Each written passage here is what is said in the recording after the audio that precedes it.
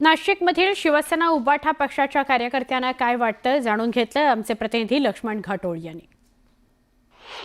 उद्धव साहेब आणि राज साहेब जर एकत्र येत असेल तर महाराष्ट्रातील मराठी माणसांना खूप मोठ्या प्रमाणात आनंद होईल। दोघं बंधू जर एकत्र आले तर महाराष्ट्रातलं राजकारण पण बदलेल। पण हीच ती वेळ आहे। या वेळेला दोघी भावांनी गमवू नका।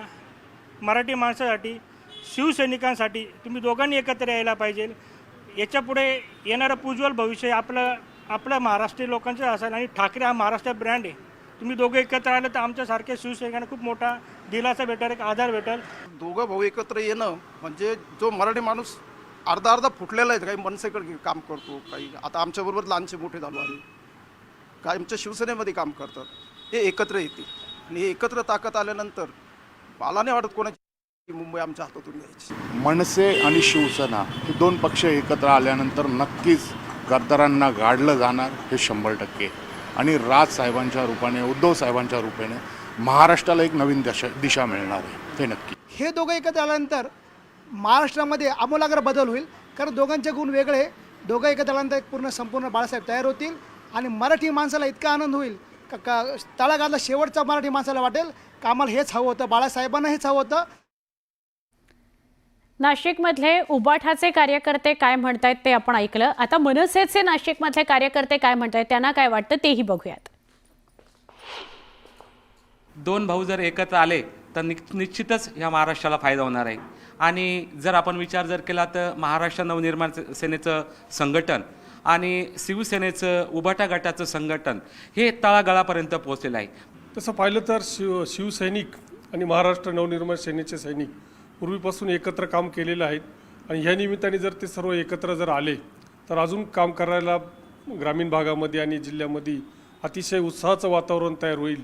ही जर युती व्हायची असेल तर मला असं वाटतं की रश्मी ठाकरे जे आहेत वहिनी साहेब, त्यांनी मनावर घेतलं तर ही 100% युती होईल अशी मला शाश्वती आहे। हे जर एकत्र आले तर यांचं स्वागत संपूर्ण महाराष्ट्र व मराठी जनता खूप उत्साहाने करेल आणि दोघं भाऊ ज्या दिवशी एकत्र येईल त्या दिवशी महाराष्ट्रात दिवाळी साजरी होईल।